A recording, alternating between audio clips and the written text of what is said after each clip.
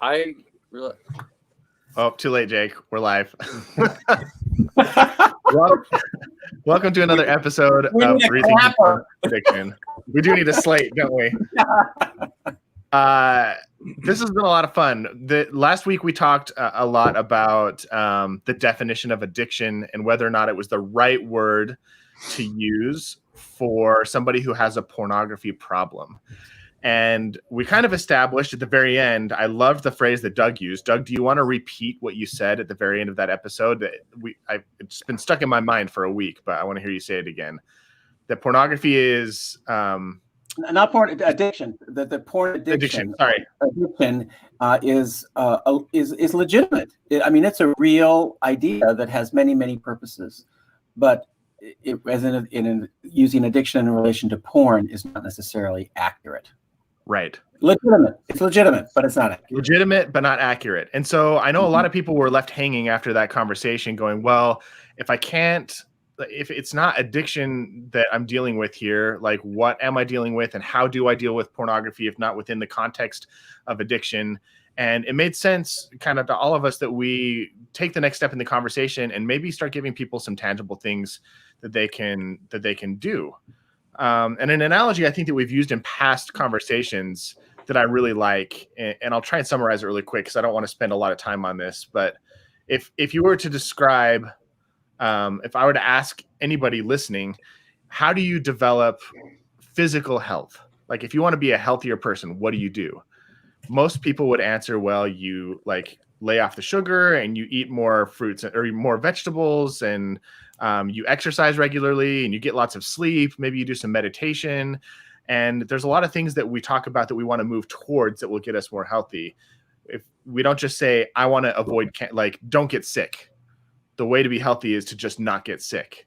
But when we talk about sexual health, it seems like all we really talk about is how to stay away from the disease or the problem, but we don't often talk about what to move towards. But that seems like a more productive solution is establishing what we need to move towards in order to develop health, not just moving away from illness. Does that make sense? It does.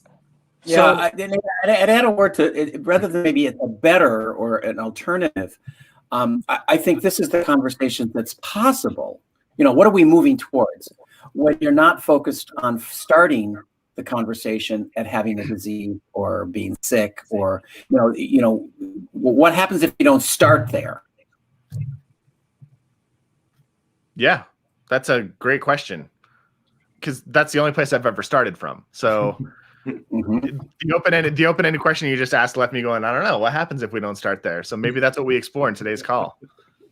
Well, we have three people in front of us who've at some point in some way thought about this, or you wouldn't be sitting here on camera.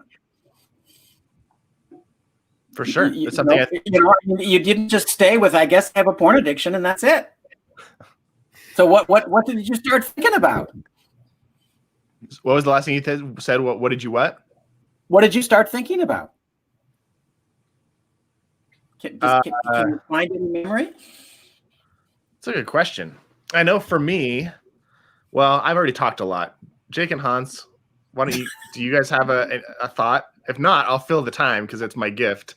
That's silence with my voice.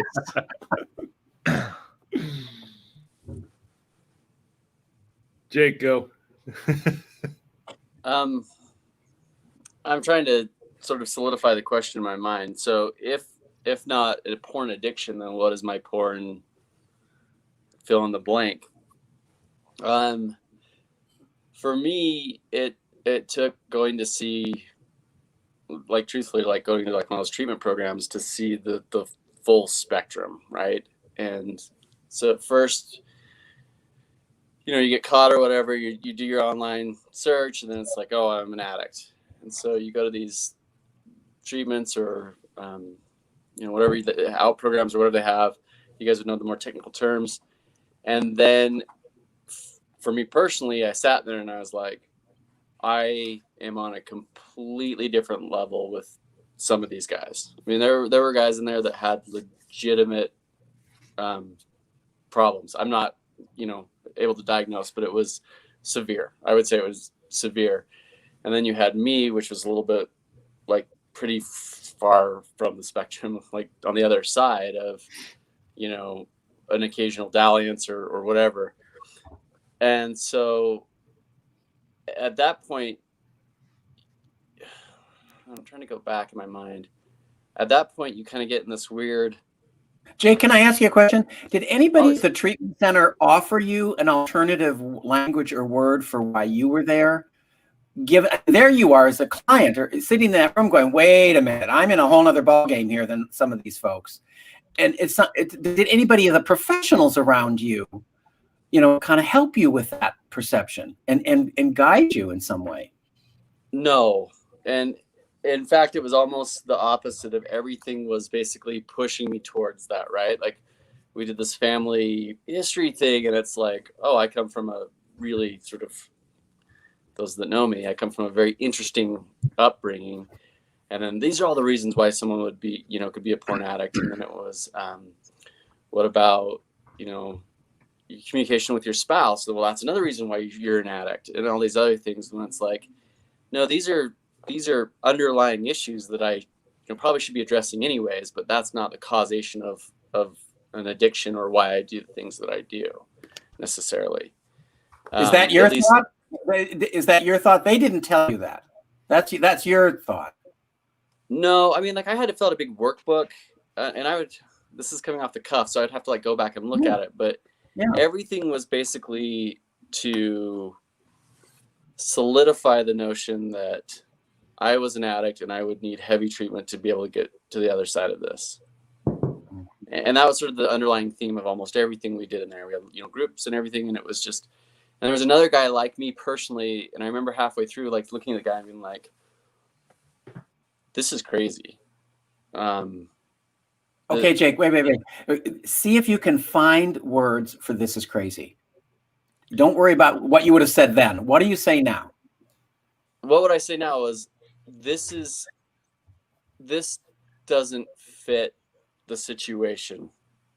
The treatment being offered or it lacked efficacy because we weren't there.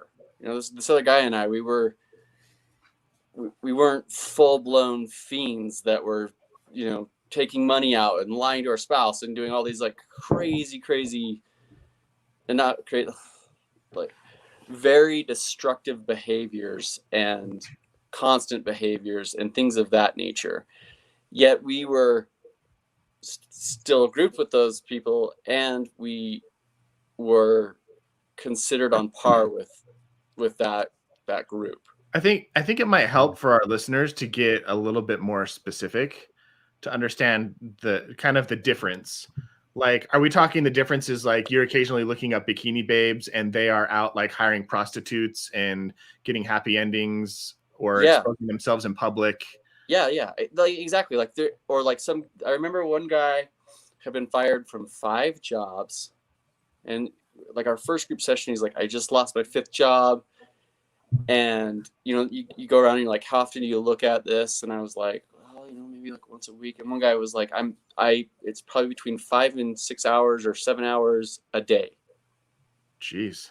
And that's when different stories here. Way different stories. And that's where you sit there and you're like, is this what I'm going to become? Or like, is this, you know, are they one and the same? But there's no language out there. There's no resources out there. So you sit there and you just feel, for me, it felt terrifying and uncomfortable.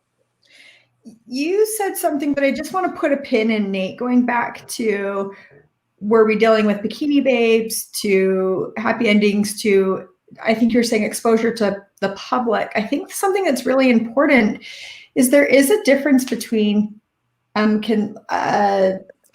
I'm blanking on the words right now, but consensual sexual behavior or illegal like sexual behavior. And if that's not being parsed out, there are different treatment paths for those that are dealing with illegal, non-consensual sexual activity.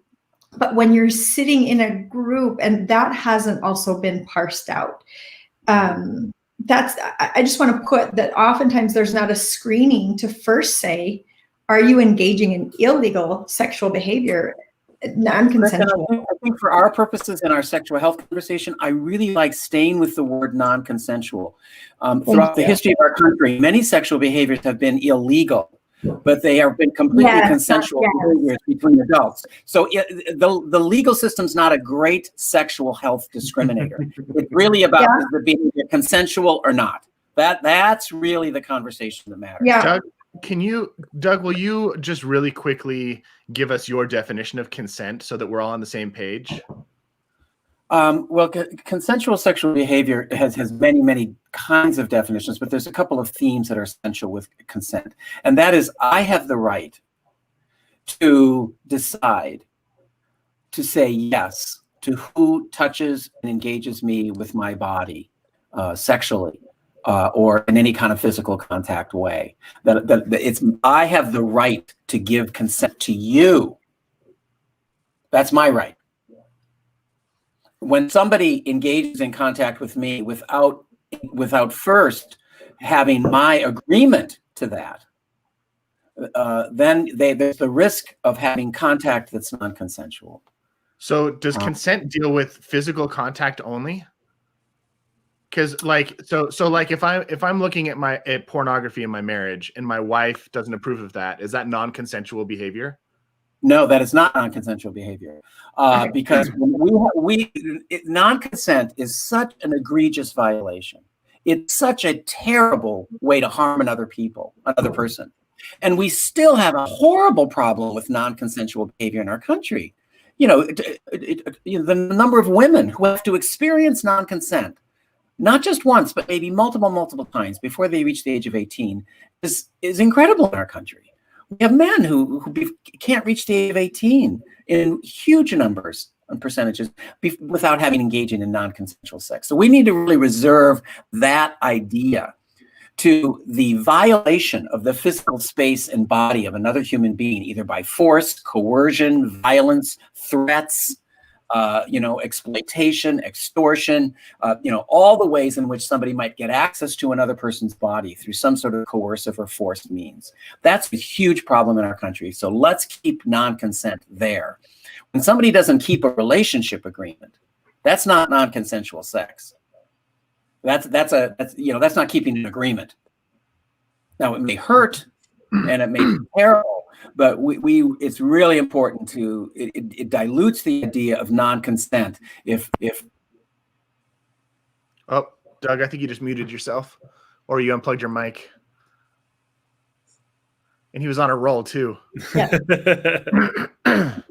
But while he's miking, that's what I really wanted to hit, is that as Jake was describing his experience, there wasn't a bigger discussion or like Doug saying, was there language for Jake's experience so that could be in the room? Is there language for these varied experiences and for people to really start to say, this is my experience with sexual imagery with it? Kristen, let me build on let's just build on that, because the question in the room is, what's the language? What's the alternative? Yeah. This is what you're saying here is there wasn't an alternative language that could have been offered to Jake and this other man, and maybe for the whole group when somebody was there who was engaged in predatory or coercive non-consent.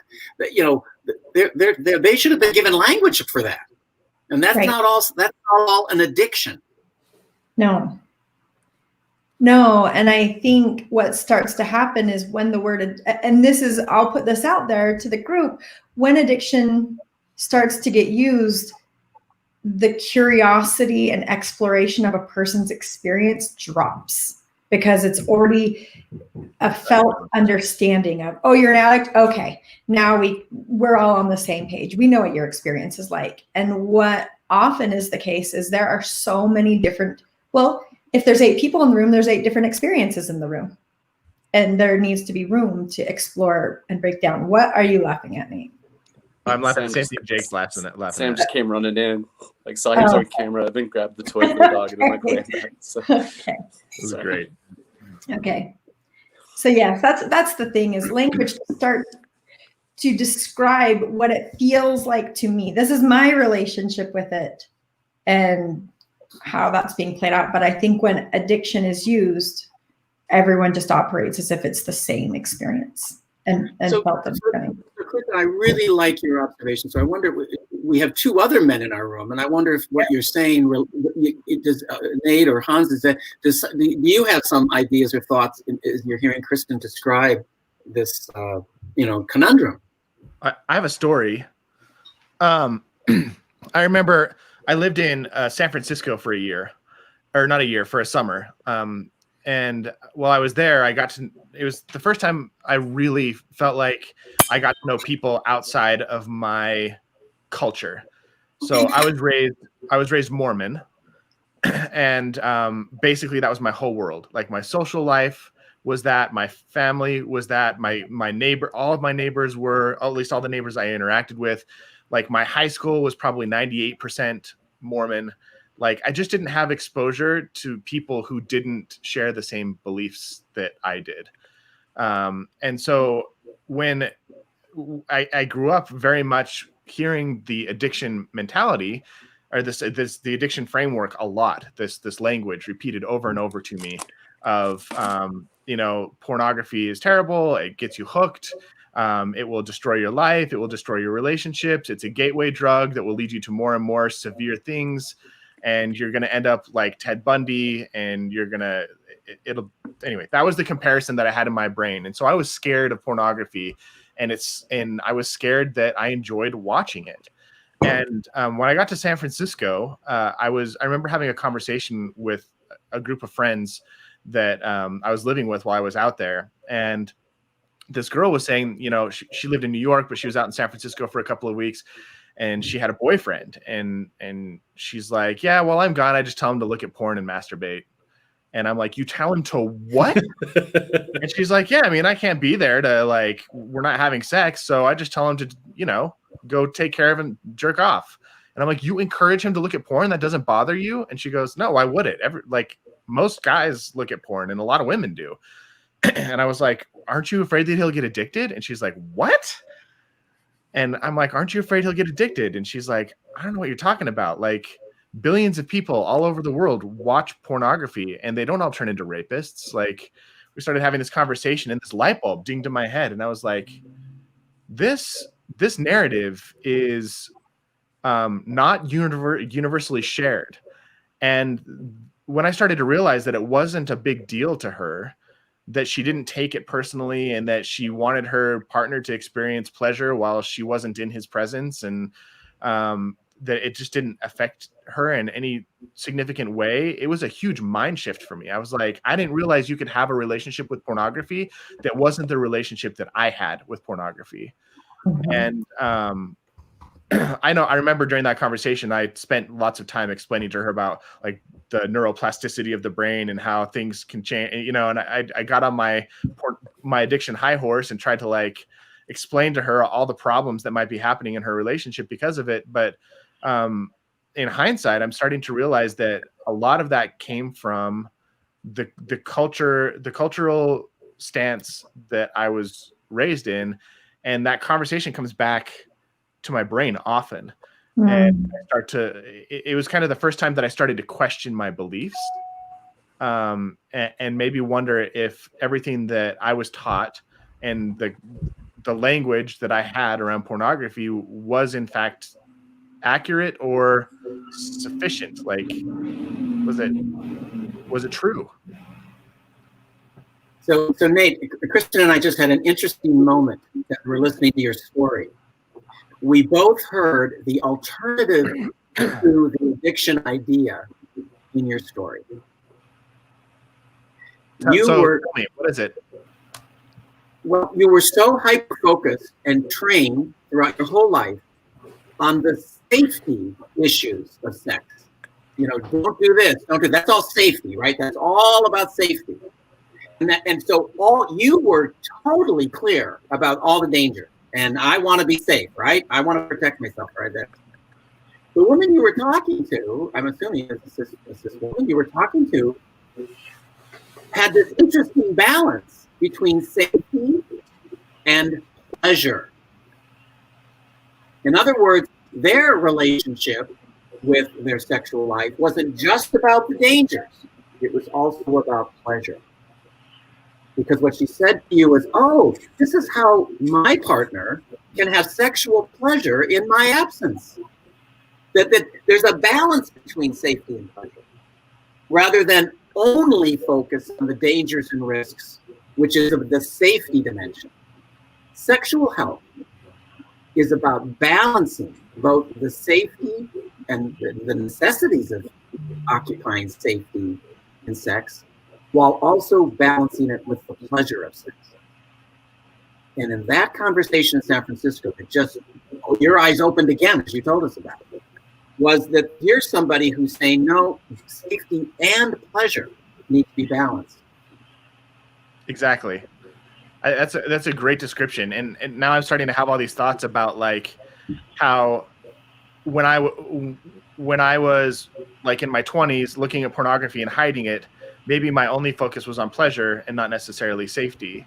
But then when a pornography problem is disclosed and maybe there's outrage or disappointment or heartbreak, the pendulum kind of oftentimes swings over to the extreme of how can we be safe? How can we be safe? And that's why people like want to install like filters on their computers, and why they want to monitor their partner's social media behavior, and why they want to check in on a regular basis, and why they want to go to a 12-step program, and why they want to have an accountability buddy. It's all to create a sense of safety. Mm-hmm. And so, but without, are you saying without both? It's like sexual health, by definition, if you're going to say sexual health, you have to include and balance both the safety dimensions of sex and the pleasure dimensions of sex. That is by definition what sexual health is about. You asked about physical health, right? Physical health isn't just about don't get sick. It's about, have health, have well-being, enjoy life, have a body that you can do all these cool things in, and this is how you have to do it. You want to enjoy life, not just avoid being sick. And Nate, with that, you gave examples of it's the World Health Organization that says the absence of disease isn't health and wellness. And so I think where a lot of people can get stuck too is, okay, if we've gotten to the point where pornography is no longer in our relationship, I don't still feel like we're like that. The absence of porn isn't sexual health. It's where do we want to go with our sexual relationship? What does that look like? And that then embodies conversations where you can form agreements and pleasure. And what does that look like? Okay. I want you to say that again. The absence of porn. What did you say? It's not sexual health. Yeah. There can get to a point when people will feel like if we can just stop the relationship to sexual imagery, we will be better. And oftentimes they get to that point and they're like, we're still not feeling the connection or intimacy or the way we want to feel in our relationship by not having this present. And when you were talking about physical health, you really said a lot of things like you're going to exercise, you're going to go towards foods that add to your body. You're moving towards all these things. But I think when it comes to sexual health, people are just trying to keep out all the unwanted behaviors instead of what do we want to bring into our lives and how do we move towards that. And when you're doing that, oftentimes then the unwanted behaviors aren't present. And does that make sense? Yeah. And what I'm hearing is that in a sense, this is kind of weird to say, but like the conversation around pornography might be the first time a couple has a conversation about sexual health. Yeah. And the actual pornography use could be a good thing if it leads to a conversation about safety and pleasure. I'm curious, when was the first time you heard sexual health as a guidance for your sexuality? To Nate and Hans specifically. Mm-hmm. Say it one more time. When was the first time that you can remember hearing sexual health as the framework for your sexuality? In the last 6 months for me. Okay. Yeah, Nate. When we started having these phone calls together. Yeah. So for me, it's the same thing. For me, it was sexual morality. And that was everything. Oh, that's a huge distinction, Jake. Yeah. And so that was my guideline, was this sexual morality. That encompassed all of my sexuality. And it wasn't just like you guys until suddenly, and this is way past the pornography problem, way past everything else, where it's like, I remember sitting down with Doug on like some of these first calls, and he's like, sexual health. And then I Googled because Doug mentioned, sort of offhand, the 6 principles of sexual health. And that's when I was like, what? Is one of the principles of sexual health morality? But, and I think that's the whole reason why I bring this up, though, is because I think it's a hard jump to switch your mind from going from sexual morality to sexual health. And I think there's room for both. There absolutely has to be room for both, in my opinion.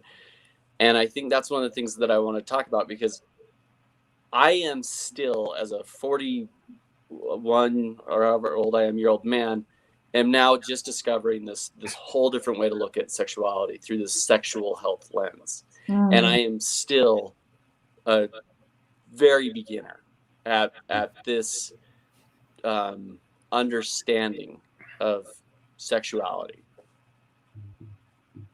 Jake, what you just said is, sorry, Doug, you were going to say something. No, Hans, no, sorry.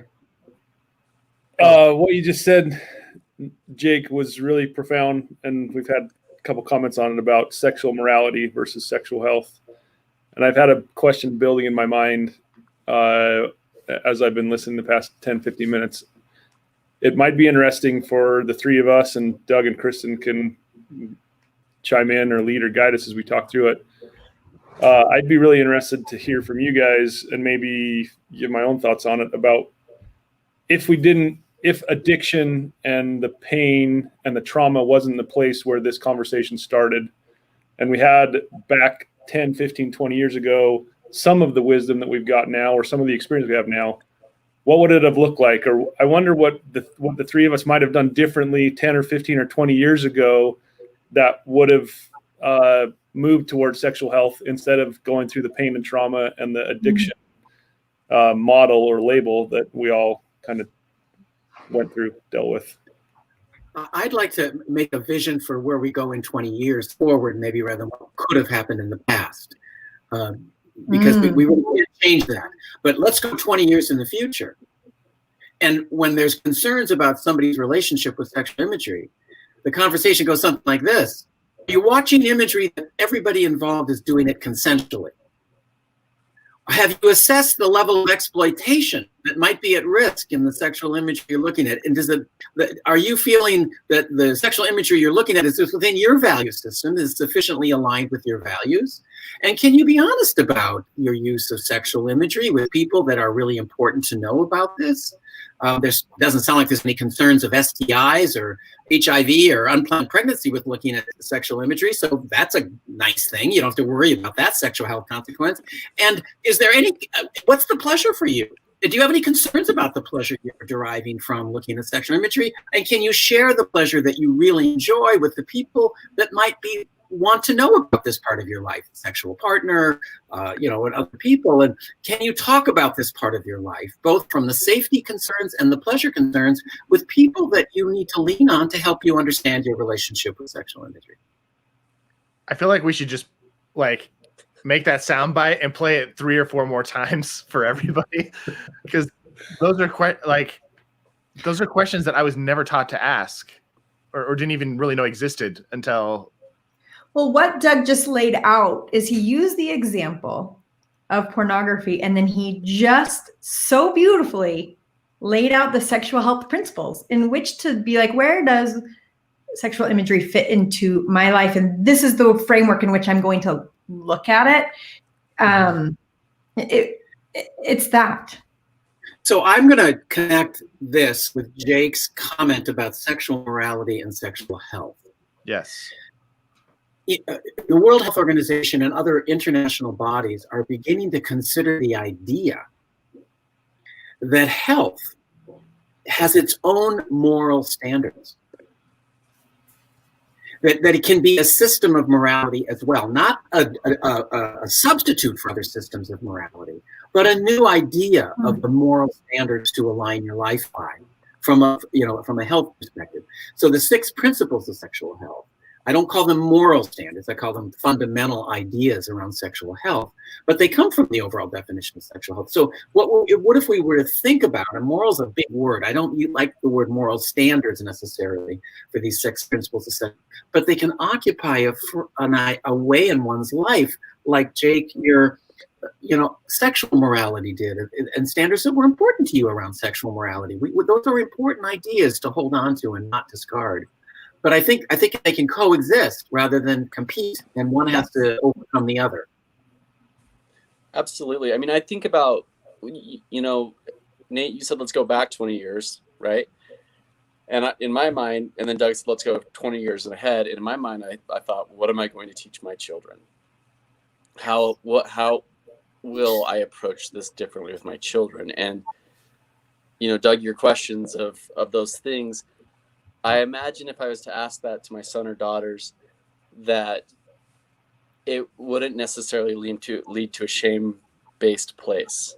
And all of those questions fit really well in the framework, which is, my morality is, nonviolence or non-harm of, are you understanding the level of exploitation? Is this all consensual? This all fits perfectly in my framework and the framework I want to pass down to my children. And it's interesting because those questions don't involve right or wrong. It puts it back on the person who's engaging in the act to discern and decipher yes or no. And I that's my favorite part about the whole thing then, right? Is it's not, here's my standard and I am passing it on to you and you must adhere to my standard. It's, I'm asking you questions and you have to answer these questions. Mm-hmm. And then the consequences will lie with you. And to me, that's a very powerful thing that I hope that I can be aware enough and have the ability to pass on to my children. And then I think that's when we sort of stop the shame cycle, because then it's not inherently evil or bad or these other things, but it's informed consent on what you're doing in your engagement with pornography. Can I tell a story? Always. Because we have a new father in the group who spends now a great deal of their time worrying about when the next diaper is going to be changed.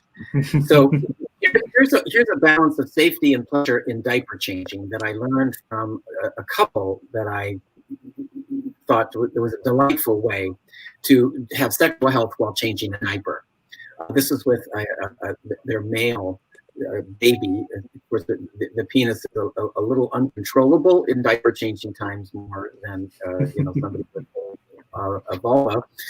So they had a boy, a little baby boy, an infant boy, and they did with their infant boy around diaper changing time, because usually diaper changing time, as soon as the diaper's open, the boy goes immediately to the penis and wants to touch it. Why? Because it feels really good. That it just does. And they know that. It doesn't take them long to figure that out. And of course, that gets in the way of doing diaper changing and hygiene and all sorts of other stuff. So what they started doing with their baby, and I don't know how old it was old enough, maybe some of you as parents would know when an infant or a baby might know how to handle this conversation, but they'd call it penis time. And they'd open the diaper and say, it's almost penis time. It's almost penis time. And they're cleaning it up and all this. It's almost penis time. Oh, it's almost penis time. And they're doing all this while they're cleaning up the baby. And then as all the cleaning up is done, they go, it's penis time. And give the baby 30 seconds to play with their penis. And they say, oh, penis time over, and then they put the diaper back up. And it eliminated so much difficulty and power struggles in the middle of changing a diaper, because they integrated the pleasure in the safety of the diaper changing. That's awesome. So, okay. Now my mind goes to the question of what does that look like for, just for the context of this conversation, conversations with maybe like a child or conversations with a partner.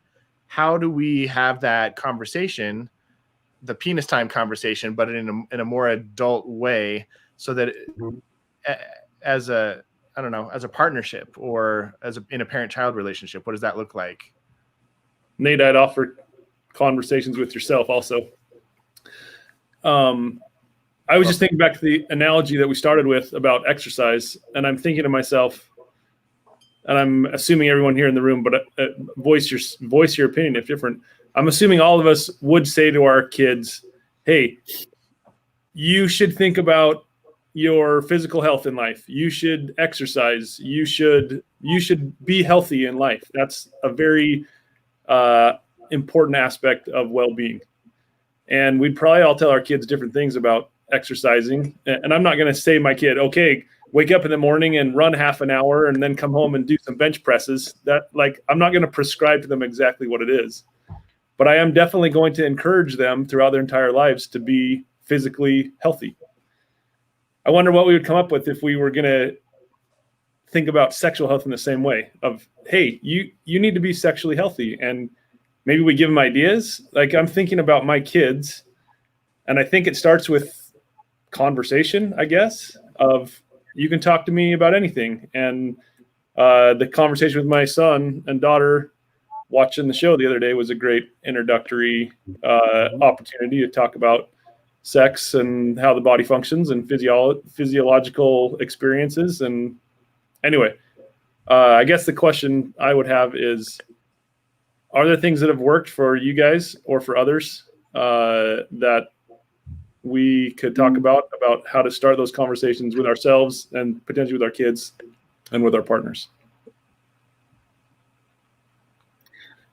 You know what I would suggest, the 6 principles of sexual health are ideas that are developmentally applicable at all stages of childhood. Children understand the idea of honesty. Yeah. Can you tell us what the 6 principles of sexual health are? The 6 principles of sexual health. Consent. That's a big one. Children can certainly understand consent. Did you get consent from Fred to take his truck home with you today? Did you get, kids can understand that stuff. Exploitation in children's world is typically called bullying. That's the world of exploitation in a children's life. Is people are bullies. They use some sort of power to get what they want over somebody. I'm going to make you scared of me. I'm going to threaten violence. Those are all acts of exploitation. So you can kind of teach children that that's called exploitation, and it's a big word, and they're like, wait, what's that? But kids, when you give kids the right word, it's interesting how their brain starts using it. It's really a fascinating thing. You just give them the word. It's like, okay, if that's the word, I'll use it. It's our projection. It's too big of a word. It's not too big of a word for them if we give them the right word. And look, Kristen's this mom going, yep, that's right. Give them the word. I know. Yep. If my kids can learn supercalifragilisticexpialidocious from Mary Poppins, they can learn exploitation. That's a great analogy. So consent on exploitation, honesty, and shared values. I mean, don't we teach our children values and what's important to them?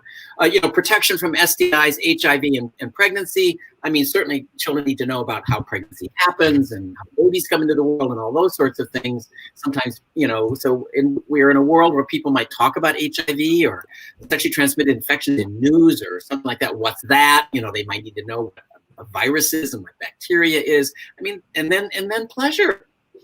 Kids tell us about their pleasure all day. They turn around and smile at us and want us to see how happy they are. They want to understand pleasure. So those are just ways I'll end there.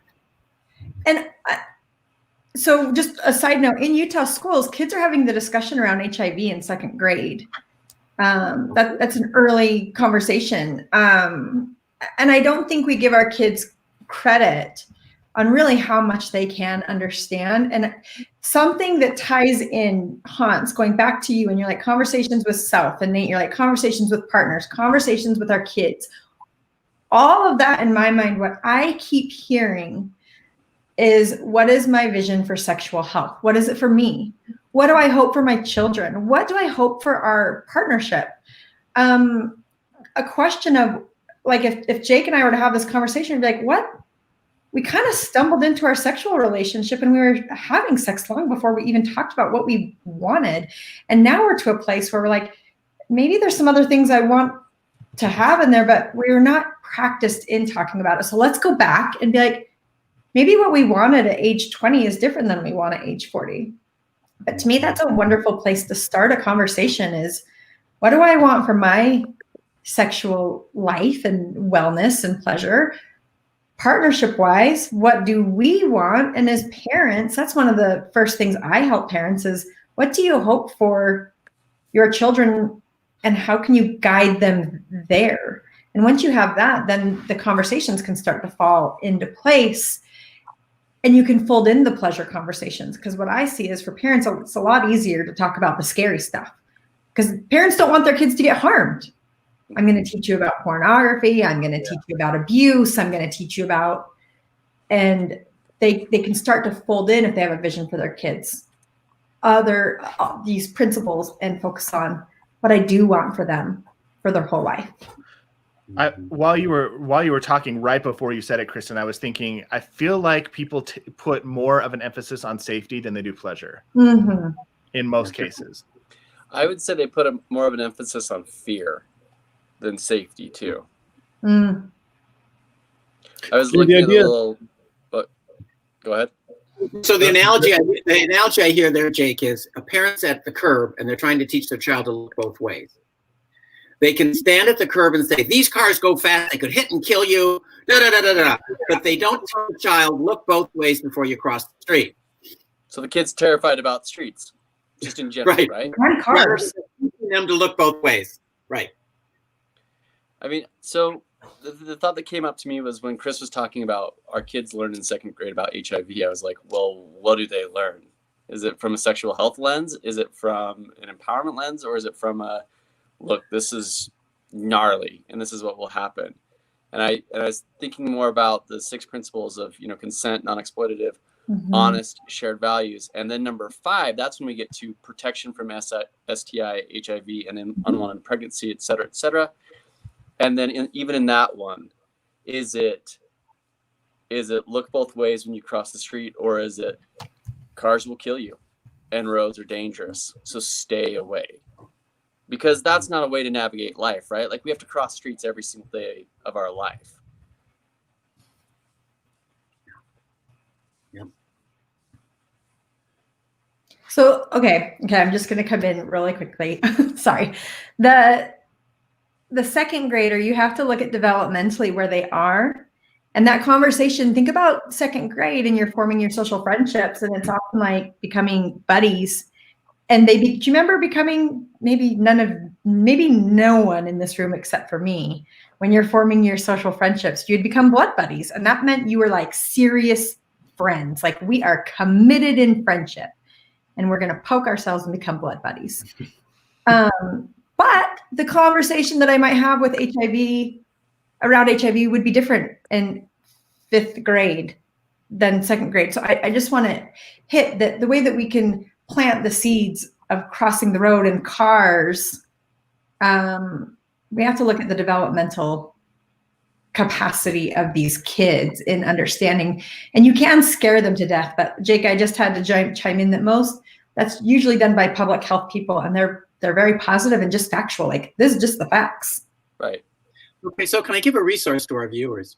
If you Google the National Sexual Health Education Standards, there's actual documents developed by some sex educators throughout the country that are the leaders in this area.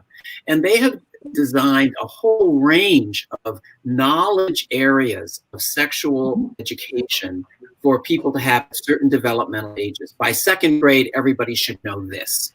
By 5th grade, everybody should know this. by 7th grade, everybody should know this. And they're developmental. It's a great guideline for people who can take the mystery out of this and the questioning out of this.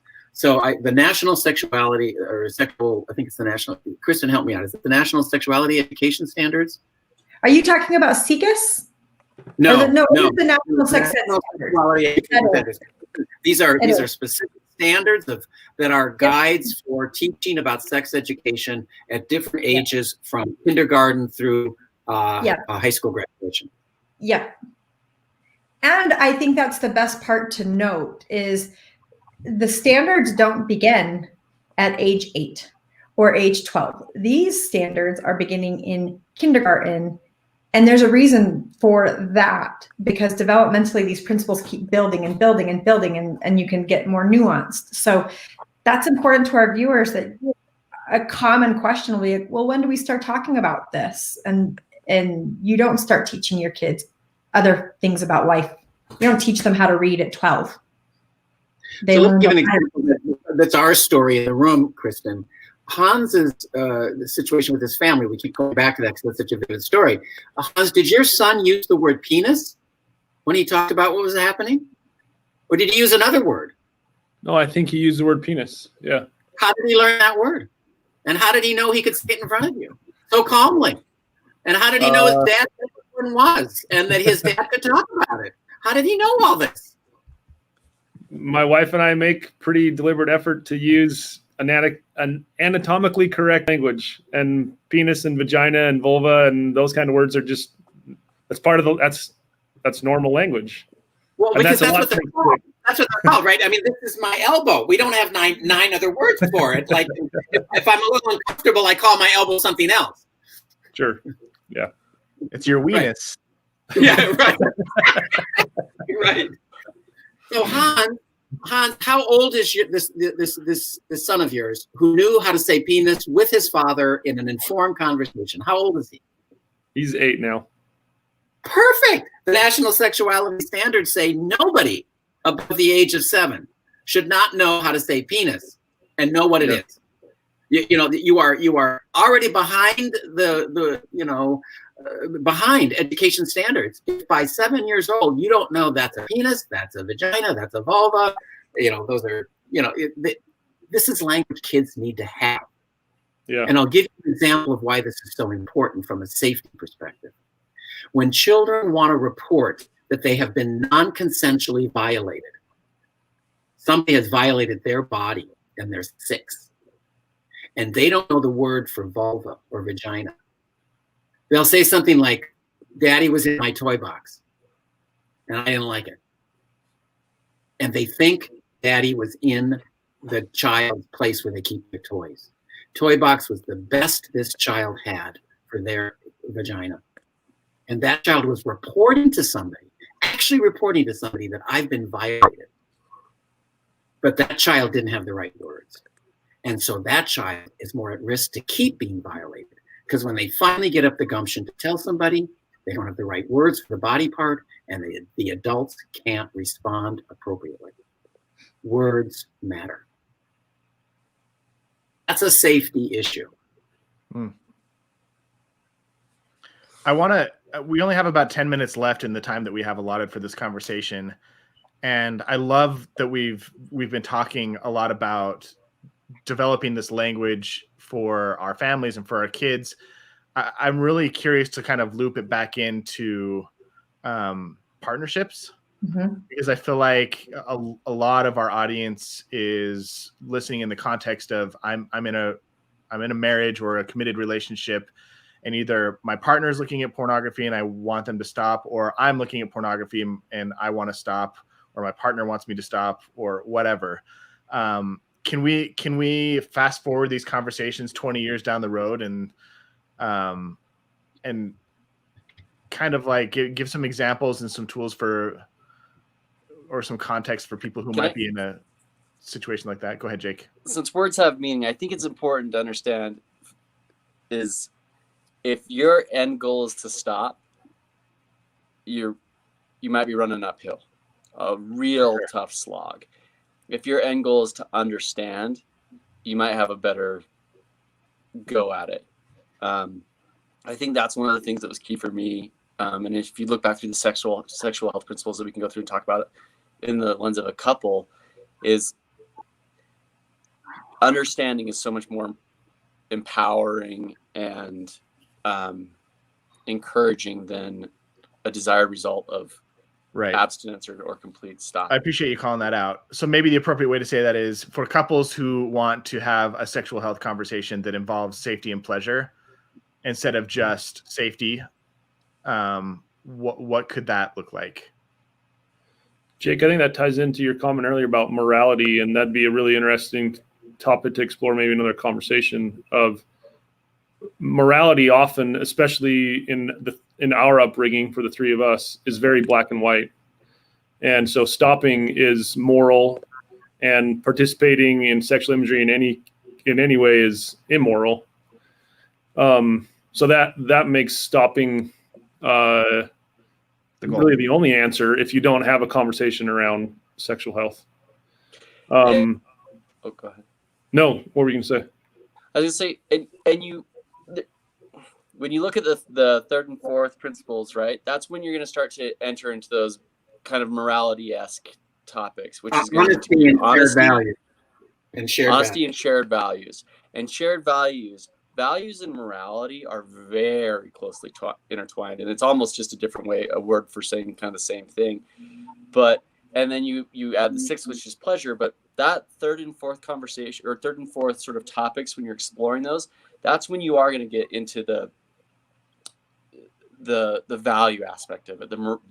If you come from a framework of morality, it's sort of the morality aspect of it, and you get to really start to explore about it, and you get to then bring in outside information besides just what you may have been taught from an ecclesiastical leader or from a church or from a parent. So does that make sense, Hans, of that? Because I think, yeah, I agree. I think there's opportunity to discuss all the things that you want to discuss. It's hard to have a cue to necessarily do that. And when you go through those 6 principles, maybe one at a time, or even half of one at a time, or go back and forth, a lot of this stuff is going to come up that you're going to have to then sort of tease apart and sort and sit with for a little while. And I love that. What number is honesty? It's number 3. I love how honesty is before shared values. Okay. Because, if you can be honest in describing why and what, and,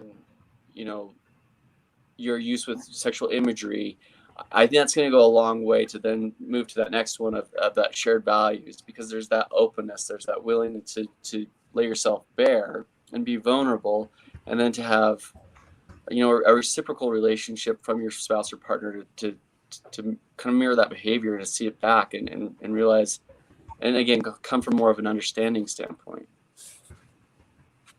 I wish I'd had that ability, and now I'm kind of looping all the questions the question I asked and what Doug proposed, and maybe even another current talking point of, instead of 20 years in the past or 20 years in the future, what are conversations that I'd be interested in having right now with my wife, where I'm at in my sexual health journey. The idea of actually having a conversation of, hey, can we sit and talk about this for a bit, is really powerful to me still. Like, I love the idea of going home to Cami and saying, hey, what if we hang out for an hour and talk about our sexual well-being, our sexual health? I'm kind of, as I'm saying that, I'm kind of amused by the fact that makes me smile, makes me feel a little bit uncomfortable, makes me feel a little bit anxious or nervous. I guess it's because I want to. Is there any pleasure at all in this imagined conversation, or is it all anxiety and worry and fear? Nothing at all enjoyable about the idea of engaging in this conversation. No, it is actually. I like the idea of thinking about, hey, let's talk about sex and what we like and what we don't like, and Nate being sensitive and trying to go back to the question that you raised about relating this to relationships. Sexual imagery may or may not end up having a role in my conversation with Cami or my wife about what I like and what is sexually healthy and what's sexually appropriate and safe and honest and shared values for the both of us. But yes, Doug, I love that. There's some excitement about that. I think it sounds fantastic to be able to talk about that openly and be able to work on that together, just the same as we would anything, improving any aspect of our life. And that's for me, for a long time, that was a really hard thing to do. Hans, I spent the last 35 years of my life asking men that question when they say what you said. They can talk about the anxiety of the conversation. They can talk about how worried they are about it. They can talk about how awkward it's going to be. That's all the kind of trepidation part. What men very little experience saying is, I think I'm going to enjoy having a conversation, that there's actually something positive about the conversation. So unless I use my mind and say, oop, Hans hasn't said a word about this. Well, he's smiling like you're smiling, picking up the whole screen. That didn't look like all anxiety to me. So that's an example of a sexual health conversation where, when the pleasure isn't given a voice, ask about the pleasure. That would have been something that I wouldn't have understood 6 months ago, to ask about that and to give that voice, Doug. And I mean, I'm blessed to be able to sit in these conversations with the four of you and to be able to learn that. And I hope maybe some of our listeners start to pick up on that and learn that also. Thank you for giving that to me and to us. Yes, the idea of this is pleasurable and we're talking about pleasure, as opposed to just talking about morality or talking about pain or fear, has put it in an entirely new light for me. And I'm going to call entirely new light. This is a sexual health conversation. Yeah. What you call entirely new light, that's the language I'd like our group to use. This is what a sexual health conversation is, when it balances safety and pleasure. And you had the pleasure. I just invited you to share it. Thanks. Something that's interesting is in participating in this conversation, the feeling that I'm kind of leaving with is a feeling of hope. And I feel like hope is what the addiction model gives a lot of people because they don't have anywhere else to get hope. But when we start talking about developing sexual health as individuals and as couples and start having these holistic conversations about safety and pleasure and shared values and honesty and and all of the sexual health principles, I think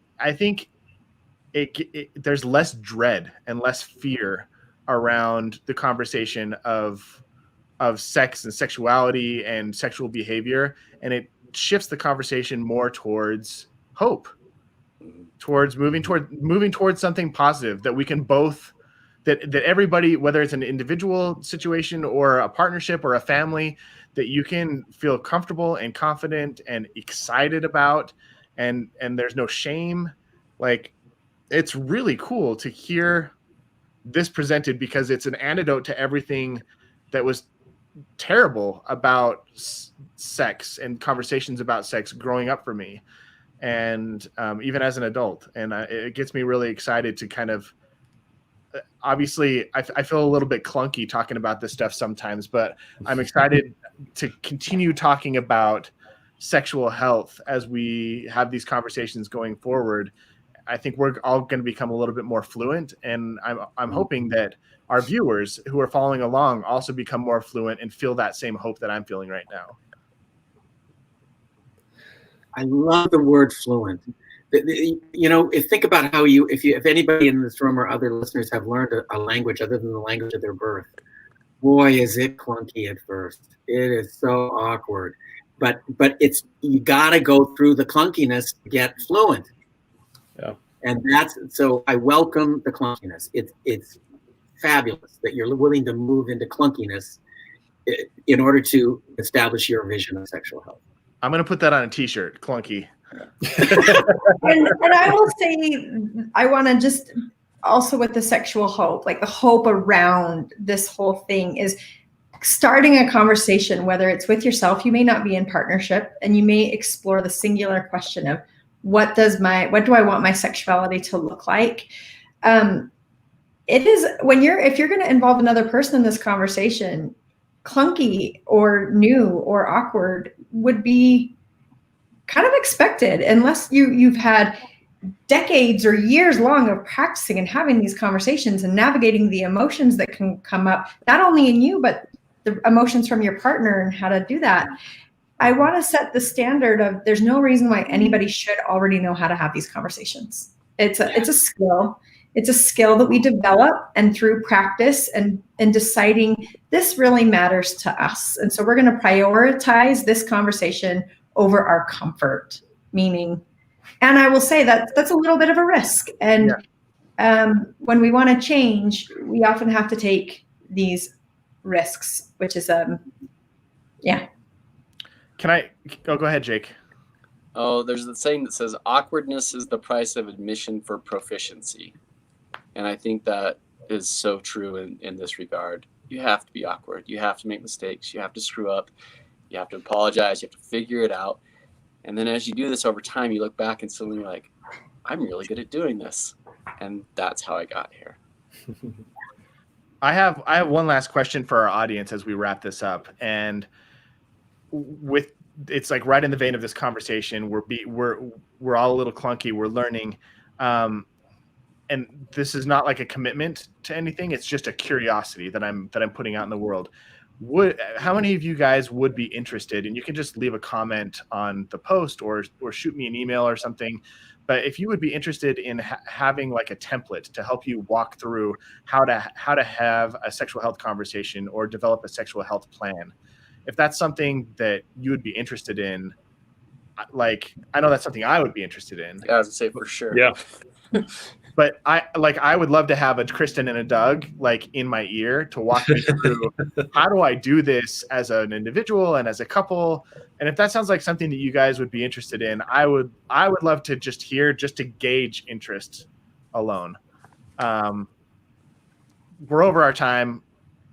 Thank you for tuning in. This was a really fun conversation for me, and I'm glad that we started to move towards the hope side of the conversation.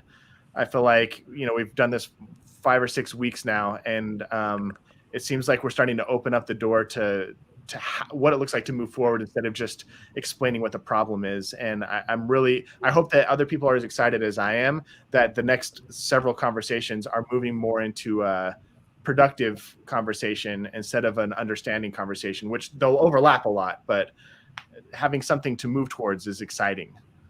So thanks for tuning in every Tuesday at 8 a.m. Pacific, 11 Eastern time. And if that changes, we'll let you know. Thursday, you said Tuesday. Thursday. Every Thursday. I meant Thursday. That's why I have you guys here, to keep me in line. All right, everybody. We'll catch you next week. Peace out.